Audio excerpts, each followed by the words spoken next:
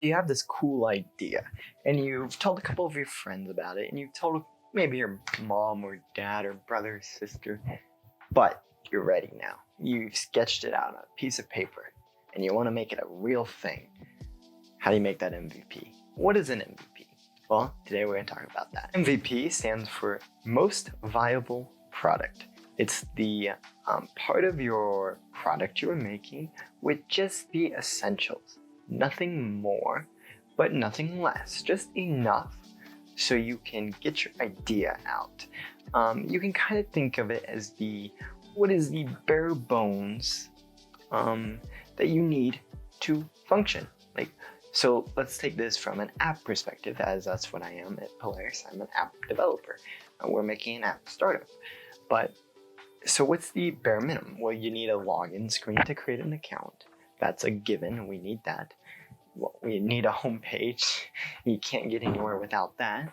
And you may need a profile screen to see each other's profiles. It kind of defeats the purpose if there are no profiles, and so on and so on. But these are features that we need, absolutely need, without any of the bells and whistles that will come later in other iterations.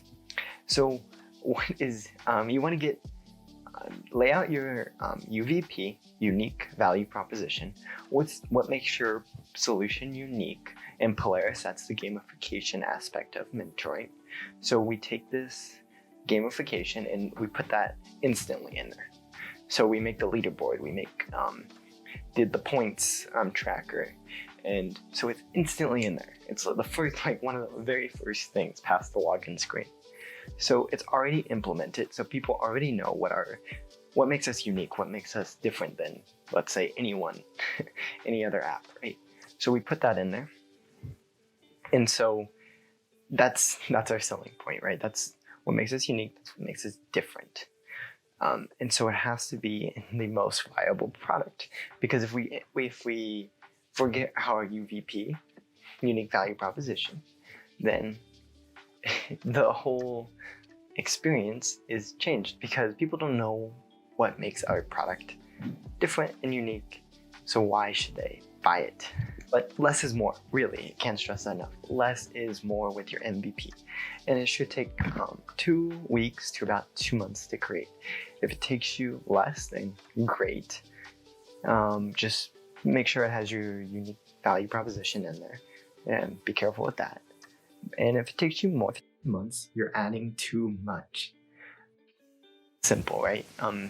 Even the most complex systems can usually have a rough idea out in under 2 months. Even if you're a solo developer, you can roughly get something together. And with tools like if you're trying to do a website like Webflow or Wix or Squarespace, there's so many tools that can kind of streamline your process. Or if you're using mobile development, Flutter is kind of has all these pre-built widgets and get you out the door flying. And so the goal is to get this product, you can call it a product, in a user's hand as soon as possible. You want to be a sponge for information as soon as possible. You want to instantly have something working, because when you were in the idea stage, you maybe only had a piece of paper, or maybe you didn't have that, right? You just had this, and you were just saying, hey, here's my idea, I want to do this. And it's hard for people to visualize and think of what you're trying to say when they have no reference point. But I'm an app developer, so I'm going to type this back here, a app, and I can just say, hey, here's my phone, look, and scroll here, play with it. You can see how they engage, and they're more able to see what you're thinking because it's physical, and it's real, and they can look at it and touch it and play with it. And so the feedback goes from okay, I kind of get what you're saying, you seem a little crazy, to, oh, it changed this, or I don't like that, or I really like this. And so you take note of everything, good, bad, and anything in between. The extremes, take note of everything, because you don't really know at this stage, what is good, what is bad feedback. Just take in everything, write it down, document it so you don't forget. And when I was doing this, I was utterly terrified to show anyone my piece of junk. It was not called an MVP. It was called a pile of trash. Barely working, buggy mess, as I prefer. But yeah, MVP for short, I guess, makes it a little easier than buggy piece of junk that shouldn't be allowed on anyone's phone. That's what I called it. But so you're going to be embarrassed to show even your best friend this app or website or whatever you're making, right? You're going to be embarrassed because it most likely sucks. And it's going to. You're like, you're at the starting line on the racetrack and you can't even see the finish line. You're so early on. Like, you just gotta accept that. And if you, I remember this quote, it says, if you're not embarrassed to show off your MVP, you're doing it wrong. Because it's no longer an MVP if it's so built up and shiny that you're not embarrassed. And obviously it will get easier once you realize, hey, people aren't exactly as mean as we think they are. I've never had anyone completely demean me and say, stop everything you're doing and just change careers because it's so horrible.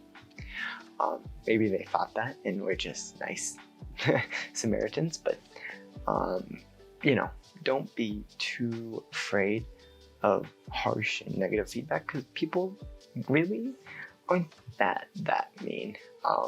Especially if you do it in person, when they're looking at you face to face, people aren't tend to be actually nicer because they may feel bad. And you got to be careful about that when you take in your feedback, right? So don't just let everyone say, oh, it's great, when you know it's not so great. You really have to take that risk and get out there and show people your MVP, because you risk making a product that no one wants. And so if you just keep coding, keep going, and you don't take the time to just go out there and say, this is my MVP, this is what I think, what should I change, what should I do? If you don't take that time, you could be wasting your entire time. You don't want to get to the point where you're launching on the App Store and you find out no one wants it, you didn't meet your customer demand, everyone thinks it's dumb or whatever. There's a million possibilities. Who knows? Maybe there's this other app idea that came out before yours. And if you would have talked to someone, they would have told you about it. And they would have said they were already using it. And you missed that, right? So you just wasted your time. And so you have to be really careful and really force yourself. I know it's incredibly hard. I'm still horrible at it.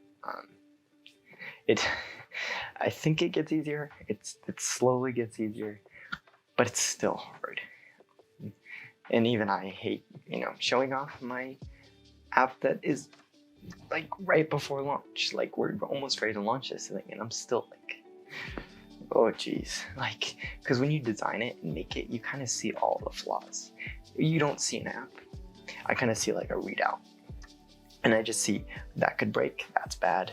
Hopefully that weird bug is fixed. Oh geez, when they click that button, what's gonna happen? Or, so I don't see like an actual product, I just see like errors. I see things that could go wrong. And that's probably where you're at too. But in the MVP stage, there's a lot of errors and it's horrible. It's probably, looks like it could fall apart at any moment. And that's when you know it's an MVP. And I made a video on how to help you with your ideas. If you're not even to the MVP stage and you're still in idea stage, that's okay. And if you're kind of past this and you're like, I want to find a co-founder, I also made something on that available on both YouTube and our Polaris app. So please download our app below and give us any feedback. That would help tremendously. Thank you.